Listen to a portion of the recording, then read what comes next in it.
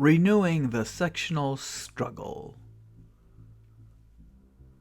1848 to 1854. The Democrats needed a presidential candidate in 1848.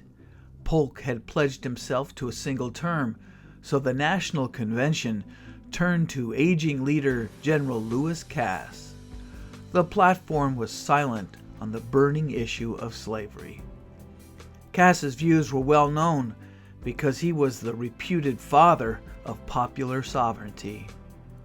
Popular sovereignty was the doctrine that stated that the sovereign people of a territory, under the general principle of the Constitution, should themselves determine the status of slavery. It had a persuasive appeal. The public liked it because it accorded with the democratic tradition of self-determination. Politicians liked it because it seemed a comfortable compromise between the Free Soilers' bid to ban slavery in the territories and Southern demands that Congress should protect slavery in the territories. Popular sovereignty tossed the slavery problem to the people in the various territories. Advocates hoped to dissolve slavery from a national issue to a series of local issues. Yet popular sovereignty had one fatal defect: it might spread the blight of slavery. The Whigs nominated Zachary Taylor, the hero of Buena Vista. Their platform dodged all troublesome issues. It extolled the virtues of their candidate, and he would not commit himself on the issue of slavery's extension. The Whigs appealed to Democrats resentful of Polk's settling for part of Oregon while insisting for all of Texas. They harbored many Northerners whose hatred was not directed at slavery as much as at African Americans. They gagged at the prospect of sharing the new territories with blacks. They also contained some conscience Whigs who condemned slavery on moral grounds. Free Soilers chose Van Buren. The Free Soilers Party platform condemned slavery not so much for enslaving blacks, but for destroying the chances of free whites to rise up from wage-earning dependence to self-employment. They argued that only with free soil in the West could American commitment to upward mobility continue to flourish. It was the first party organized around the issue of slavery and confined to a single section. It foreshadowed the emergence of the Republicans.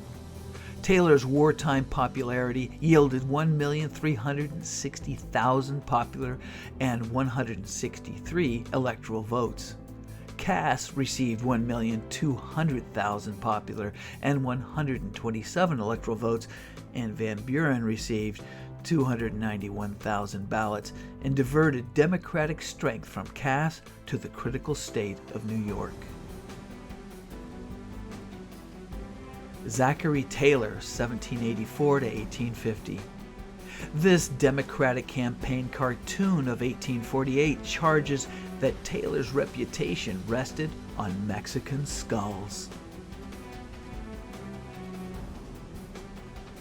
Gold was discovered near Sutter's Mill, California, early in 1848. The most reliable profits were made by those who mined the miners, who were charged outrageous rates for laundry and other services. 49ers chased the dream of gold, most notably to Australia in 1851. The California gold rush attracted tens of thousands of people. A high proportion of newcomers were lawless men, accompanied or followed by virtueless women. Crime inevitably resulted. Robbery, claim jumping, and murder were most commonplace. The majority of Californians were decent, law-abiding citizens who needed protection. They struggled to erect an adequate state government. Encouraged by President Taylor, they drafted a constitution in 1849 that excluded slavery, then appealed to Congress for admission, bypassing the usual territorial stage. Would California be the straw that broke the back of the Union?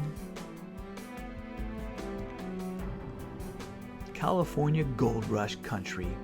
Miners from all over the world swarmed over the rivers that drained the western slope of California's Sierra Nevada. Their nationalities and religions, their languages, and their ways of life are recorded in the colorful place names they left behind. Placer miners in California.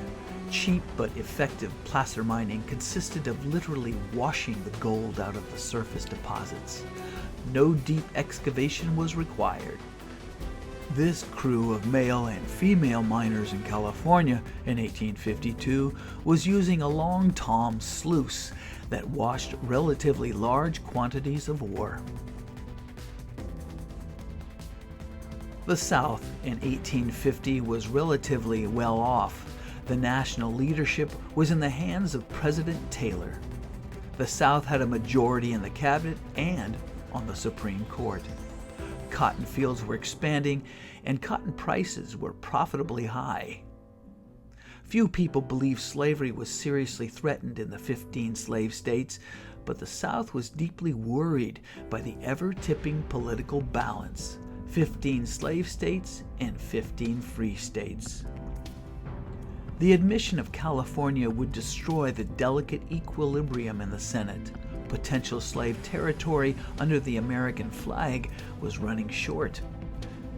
There was already agitation in the territories of New Mexico and Utah for admission as non-slave states. California might establish a precedent.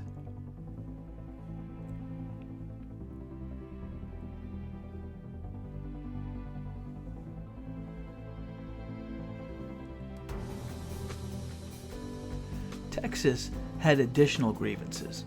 There was a huge area east of the Rio Grande and north of the 42nd parallel. It embraced half of present-day New Mexico. The federal government proposed to detach the area from Texas, but Texans threatened violence. Southerners were angered by agitation in the north for the abolition of slavery in the District of Columbia.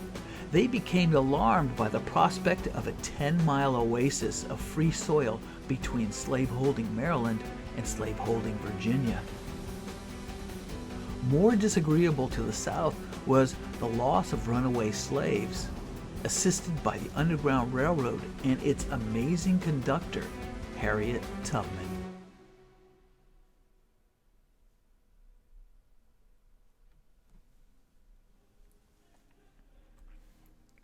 In 1850, Southerners demanded a more stringent fugitive slave law. The 1793 law was inadequate to cope with runaway slaves. Abolitionists who ran the Underground Railroad did not profit from their lawlessness. Though slave owners were losers, 1,000 runaways a year out of some 4 million slaves. Masters argued that the Constitution protected slavery. A stop on the Underground Railroad. Escaping slaves could be hidden in this small upstairs room of Levi and Catherine Coffin's house in Newport, Indiana. The beds were moved in front of the door to hide its existence. The Coffins were Quakers from North Carolina who, during 20 years in Newport, helped more than 2,000 fleeing slaves safely reach Canada and freedom. Harriet Tubman, on the left, was some of the slaves she helped to free. John Brown called her General Tubman for her effective work in helping slaves escape to Canada on the Underground Railroad. During the Civil War, she served as a Union spy behind Confederate lines. Herself illiterate, she worked after the war to bring education to freed slaves in North Carolina. There was a congressional catastrophe in 1850. Free Soil, California wanted admission into the Union. Fire eaters in the South threatened secession. They planned to meet in Nashville, Tennessee to withdraw from the Union. The last immortal trio of Clay, Calhoun, and Webster met in Congress for the last time. Henry Clay 73 years old, played a crucial role. The great compromiser reprised the role he played in Missouri and in the nullification crisis. He urged both the North and the South to make concessions. The North partially yielded by enacting a more feasible fugitive slave law. Senator John C. Calhoun, 68 years old and dying of tuberculosis, the great nullifier, approved the purpose of Clay's concessions, but rejected them as not providing adequate safeguards for Southern rights. He made an impassioned plea to leave slavery alone, return runaway slaves, and give the South its rights as a minority, and restore the political balance. He wanted to elect 2 presidents, one from the North and one from the South, each wielding a veto. Daniel Webster, 68 years old, upheld Clay's compromise measures. He urged all reasonable concessions to the South, including a new fugitive slave law with teeth. As for slavery in the new territories, he asked, why legislate when the area was not conducive to plantations? His conclusion, the only solutions were compromise, concession, and reasonableness. Webster's famed 7th of March speech in 1850 was his finest. It visibly strengthened the Union sentiment. It pleased banking and commercial centers of the North, who stood to lose millions by secession. Free Soilers and abolitionists called him a traitor, worthy of bracketing with Benedict Arnold. The reproaches were most unfair. Webster regarded slavery as evil, but disunion as worse. Stormy congressional debate in 1850 was not over. The North's new young guard, William H. Seward, was a strong anti-slaveryite, unequivocally against concession. He argued Christian legislators must obey God's moral law as well as man's mundane law. He appealed to exclude slavery in the territories with a reference to even higher law than the Constitution. The appeal may have cost him a presidential nomination and presidency in 1860. President Taylor was now bent on vetoing any compromise. His ire was aroused by threats of Texas to seize Santa Fe. Taylor unknowingly helped the cause of concession by suddenly dying. Vice President Millard Fillmore took the reins. As presiding officer of the Senate, he was impressed with arguments for conciliation, gladly signing a series of compromise measures. Balancing the interest in the Compromise of 1850 was extremely delicate. The Compromise of 1850. California would be admitted as a free state. The remainder of the Mexican cession area was to be formed into the territories of New Mexico and Utah without restriction on slavery, hence open to popular sovereignty.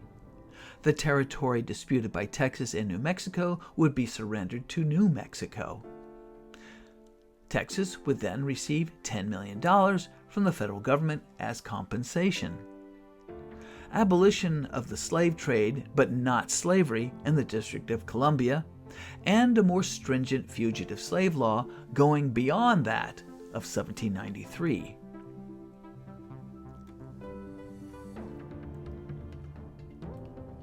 Heat in Congress. Union savers Clay, Webster, and Douglas orated across the North on behalf of compromise. Southern fire eaters opposed concession. In June of 1850, Southern extremists met in Nashville. They took a strong position in favor of slavery and condemned the compromise measure. The second era of good feelings dawned. Talk of secession subsided. Peace-loving people, both from the North and the South, determined that compromises should be finality and the explosive issue of slavery should be buried. Henry Clay proposing the Compromise of 1850. This engraving captures one of the most dramatic moments in the history of the United States Senate. Vice President Millard Fillmore presides, while on the floor sit several of the senatorial giants of the era, including Daniel Webster, Stephen A. Douglas, and John C. Calhoun. Who got the better deal from the 1850 Compromise? The North. California, a free state, tipped the balance permanently against the South. The territories of New Mexico and Utah were open to slavery on the basis of popular sovereignty, but nature, the highest law, did not favor slavery there. Slavery after the Compromise of 1850. Regarding the fugitive slave law provisions of the Compromise of 1850, Ralph Waldo Emerson declared in May of 1851 at Concord, Massachusetts, "The act of Congress is a law which every one of you will break on the earliest occasion, a law which no man can obey or abet the obeying without the loss of self-respect and forfeiture of the name of gentleman." Privately, he wrote in his journal, "This filthy enactment was made in the 19th century by people who could read and write. I will not obey it, by God." The South urgently needed more slave territory to restore the sacred balance. If not from recent conquest from Mexico, then perhaps the Caribbean was one answer. It halted the drive toward the abolition in the District of Columbia temporarily. The South had to accept outlawing the slave trade in Washington, D.C. The Fugitive Slave Law of 1850 stirred up a storm of opposition in the North. Fleeing slaves could not testify on their own and were denied a jury trial. A federal commissioner who handled the case of a fugitive would earn $5 if a runaway was freed. If not, he earned $10. Northerners who helped a slave escape were liable to heavy fines and jail time. This man-stealing law was abhorrent, and it touched off an explosive chain reaction in the North. The Underground Railroad stepped up its timetable. Massachusetts made it a penal offense for any state official to enforce the new federal statute. Other states passed personal liberty laws. Abolitionists protested vehemently against the law. Beyond question, the Fugitive Slave Law was a blunder by the South. Slave catchers redoubled their efforts. With the delay of fighting during the 1850s, the North forged ahead in population and wealth, in crops, factories, foundries, ships, and railroads. This delay added immensely to the moral strength of the North. The 1850s did much to bolster the Yankee will to resist secession, whatever the cost. Thus, the Compromise of 1850 won the Civil War for the Union.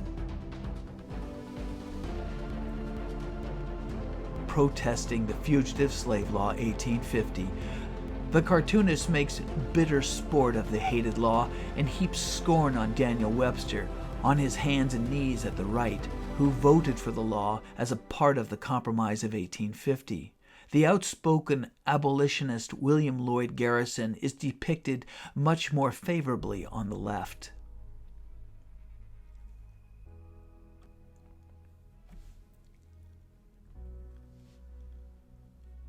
The 1852 Democratic Nominating Convention in Baltimore nominated dark horse Franklin Pierce from New Hampshire. He was a weak and indecisive figure.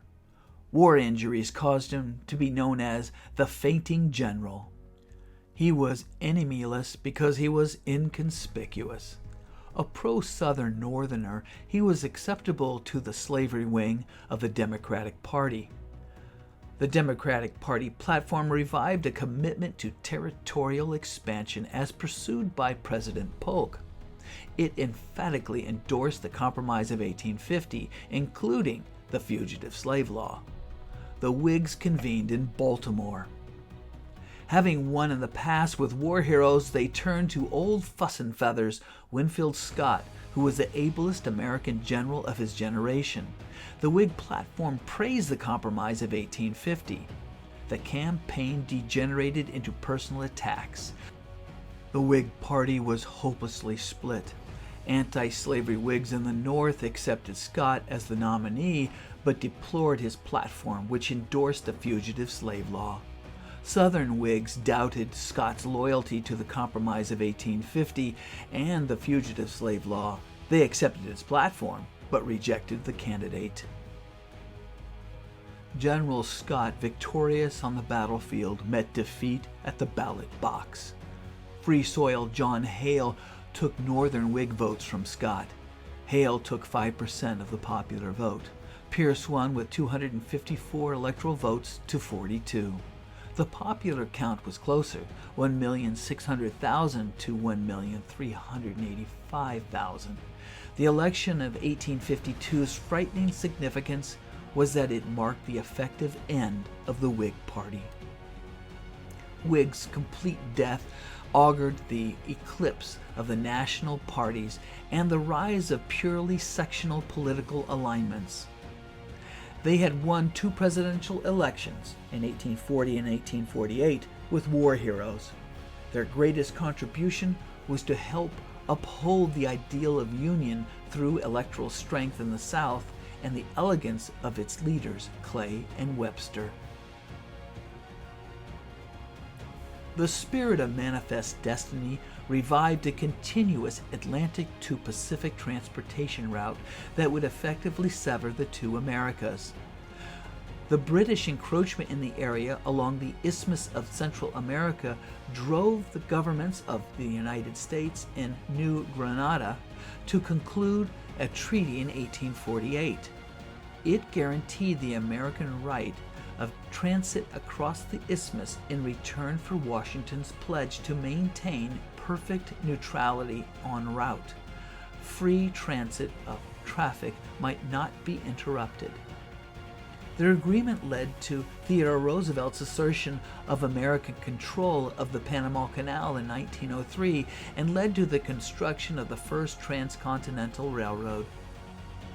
The Clayton-Bulwer Treaty of 1850 stipulated neither the United States nor Britain would fortify or seek executive control over any future Isthmian waterway, later rescinded by the Hay-Ponchefouet Treaty in 1910.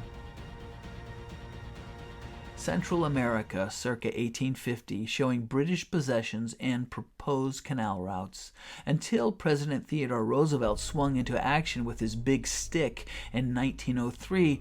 A Nicaraguan canal closer to the United States was generally judged more desirable than a canal across Panama.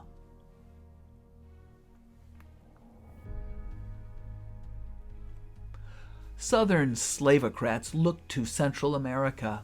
Adventurer William Walker tried repeatedly to grab control of Nicaragua. He installed himself as president in July of 1856 and promptly legalized slavery. A coalition of Central American nations formed an alliance to overthrow him. President Pierce withdrew diplomatic recognition, and Walker died before a Honduran firing squad in 1860. Sugar-rich Cuba was an enticing prospect for annexation. It already had a large population of enslaved blacks and might be carved into several states, restoring political balance in the Senate. President Polk offered $100 million to Spain for Cuba, but Spain refused. Spanish officials in Cuba later seized the American steamer Black Warrior. This presented an opportunity for the president to provoke war with Spain and seize Cuba. The Secretary of State instructed American ministers in Spain, England, and France to prepare recommendations for the acquisition of Cuba. The three, meeting in Ostend, Belgium, drew up a top-secret dispatch called the Ostend Manifesto. It urged the administration to offer $120 million for Cuba, and if rebuffed, then war was justified. The secret manifesto leaked out, however. Northern Free Soilers rose up in wrath against the manifesto of brigands. The red-faced Pierce administration dropped the reckless scheme for Cuba, and the slavery issue checked territorial expansion in the 1850s. Could Americans tap more deeply the supposedly rich markets of Asia? The Opium War was fought by Britain for the right to peddle opium in China. Britain gained free access to 5 so-called treaty ports, including the control of the island of Hong Kong. President Tyler dispatched Caleb Cushing to secure a comparable concession for the United States. Cushing arrived at Macau in early 1844. The Treaty of Wengia is the first formal diplomatic agreement between the United States and China and was agreed upon on July 3, 1844. Cushing secured vital commercial rights and privileges from the Chinese. Most favorable rights were granted to the United States. Extraterritoriality was also provided. If Americans were accused of crimes in China, they would gain a trial before an American official, not in Chinese courts. The American trade with China increased. The treaty also encouraged the arrival of American missionaries. Thousands came. Success in China prompted U.S. goals for Japan. Japan had earlier withdrawn into a cocoon of isolationism for over 200 years. The Tokugawa shogunate protected Japan's insularity. By 1853, Japan was ready to emerge from its self-imposed quarantine. President Fillmore dispatched Commodore Matthew Perry in 1852 for Japan. His 4 smoke-belching black ships steamed into Endo, later Tokyo Bay, on July 8, 1853. Once on shore, Perry requested free trade and friendly relations, then left promising to return the next year to receive Japan's reply. Perry returned in February of 1854. He persuaded Japan to sign the Treaty of Kanagawa on March 31, 1854. Perry cracked open Japan's 2-century shell of isolation, and less than a decade later, the Meiji Restoration would end the shogunate and propel Japan headlong into the modern world, and eventually into a military crash with the United States. Commodore Matthew Perry in Japan of 1853. Among Perry's gifts to the Japanese was a miniature railway complete with engine, cars, and track, which made a vivid impression on the Japanese artist who created this work. Acute transportation problems were another legacy of the Mexican War. California and Oregon were 8,000 miles west of the nation's capital. Sea routes were too long. Travel by wagon was slow and dangerous. Feasible land transportation was imperative. The Transcontinental Railroad was the only real solution. But where to build the railroad, north or south? James Gadsden, minister to Mexico, would help offer a solution. Santa Anna was still in power in Mexico and needed money. Gadsden negotiated the Gadsden Purchase in 1853. Mexico ceded more territory to the United States for $10 million. This land offered the best route for a southern railroad. In response, Northerners wanted Nebraska organized. Senator Stephen Douglas in 1854 sought to offset Gadsden's expansion to the southwest. He longed to break the north-south deadlock over westward expansion. Douglas invested heavily in Chicago real estate and in railway stock. He wanted Chicago to be the eastern terminus for the proposed railroad, and he wanted to get the South to support his scheme. Douglas proposed that the territory of Nebraska be divided into two territories, Kansas and Nebraska. Slavery then would be decided by popular sovereignty. Kansas, west of slaveholding Missouri, presumably would choose to become a slave state. Nebraska, west of Free Soil, Iowa, presumably would become a free state. Douglas's scheme contradicted the Missouri Compromise of 1820, which forbade slavery in the Nebraska Territory north of the 3630 line. The only way to open the region to popular sovereignty was to repeal the Missouri Compromise. To Southerners, here was a chance for another slave state. President Pierce threw support to the Kansas-Nebraska bill, and Douglas rammed the bill through Congress with strong support from many Southerners. Douglas acted impulsively and recklessly. He predicted opposition in the North, but he grossly underestimated it. Douglas hatches a slavery problem. Note the already hatched Missouri Compromise, squatter sovereignty and filibuster in Cuba, and the about-to-hatch free Kansas and Dred Scott decision. So bitter was the outcry against Douglas at the time of the Kansas-Nebraska controversy that he claimed, with exaggeration, that he could have traveled from Boston to Chicago at night by the light from his burning effigies. The Kansas-Nebraska Act was one of the most momentous measures to pass in Congress. It greased the slippery slope to the Civil War. It infuriated anti-slavery Northerners. Any future compromise would be much more difficult. The Fugitive Slave Law of 1850 became a dead letter.